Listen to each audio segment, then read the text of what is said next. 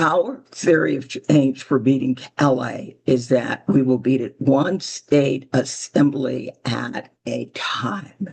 Next slide. Now, for those of you who know Center for Common Ground, our superpower is that we turn out Black voters in the South. These are not all the races that we've worked on and won, but it gets you started and it gives you an idea of where we work and where we've been successful. So the U.S. Senate in Alabama in 2017, also in 2017, statewide in Virginia, governor, lieutenant governor, attorney general, and we lost the Virginia State House by one vote. But since we were down 15 seats and came back 14, I'll take it. In 2018, we flipped congressional district 2, 7, and 10. In 2019, we came back and got the Virginia House and held the Senate.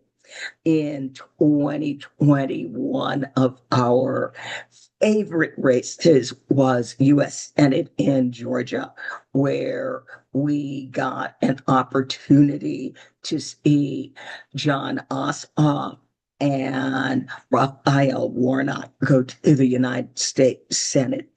In North Carolina, we did a lot of work in Mecklenburg County. And in 2023, Virginia loves our state races on odd years.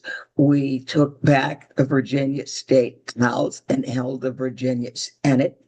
In North Carolina in 2024, we worked in Mecklenburg County and we held CD1. And also in 2024, and some of our intrepid Alabama folks are here, we actually flipped Alabama Congressional District 2. Next slide, John, please. Now, in 2026, our target states are going to be Virginia, because I live in Virginia, okay? That's why we always do Virginia. People like, yeah, right. Georgia, Alabama, North Carolina, and this year we're going to go to Texas. Our focus is going to be laser focus, where we're looking at districts with a total Black, Indigenous, people of color population of 22% or more. And we are looking at their state Senate and their state House districts. Next slide, please. Now, Center for Common Ground has become a trusted messenger. And as a trusted messenger, we work with other trusted messengers. We work with churches and influential social groups, faith-based organizations and interfaith councils, local civic associations, and neighborhood councils.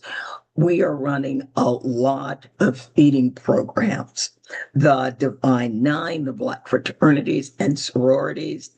We are even working with chambers of commerce and small business groups, no super corporations, veterans groups, environmental and community advocacy groups. And there will be a lot more of that in this year and this election, local unions and trade associations.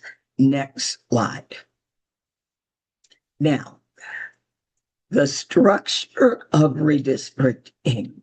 State governments draw district lines, be they federal, be they state, or be they local. And in order to redistrict, it normally requires a trifecta agreement in any state: the governor, the state senate, and the state house. So our theory of change is, in our target states, whatever federal races we may be working on, we will also be looking very hard at the state house and the state Senate, looking where we can combine statewide outreach with a laser focused target outreach on either state Senate and or state House districts. Because if a state loses even one, they lose their ability to redraw their district lines. Next slide. Now, we're going to take a quick look at what I mean by looking at the great state of Alabama. And we are expecting Senator Doug Jones to be here to talk about his race for governor in Alabama. So when we look at Alabama, the state house has 105 seats in it. The state Senate has 35. If we were to win 10 seats, which is about what we would expect in Alabama, we still would not be able to overcome the deficit. So what we're looking at in Alabama is state Senate and statewide governor. Next slide. Now, LA created a federal opportunity district in Alabama. In Alabama, when they decided to split up Congressional District 2, those Black voters had to go somewhere. So in Congressional District 1, the district next door, originally there were 16% of the voters were Black. Now, when they did the redistricting, 25% of the voters have been Black. So again, remember, our theory of change is if the total number of voters of color is 22% or more, and suddenly now in Congressional District 1, there are 25% registered Black voters in that district. That district becomes, for us, a potential flip. Next slide. All right, our solution we have built and will continue to build with our incredible partners in Alabama, a community-driven turnout machine. They do peer-to-peer engagement, and it's a multi-touch strategy. Next slide. Churches and Black political power. In the old days, civil rights movement and before, the Black church was the only place where Black people could work together alone. This is literally going back to slavery and then after slavery. In the 1950s and 60s, civil rights leaders were ministers. The church provided support. And what we're seeing now is the Black churches are really stepping up. They're doing food kitchens, clothing pantries. They're doing civic education training and providing rides to the polls. Next slide. We also have the Divine Nine.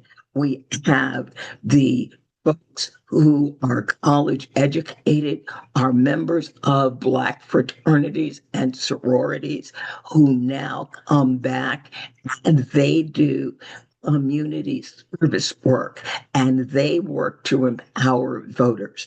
And they are taking a stronger and a far more pragmatic approach. Today, we probably haven't seen them come out so strongly since the 1960s. Next slide. And then, of course, youth and students. Young people are beginning to overtake the over 65 crowd in terms of numbers of registered voters.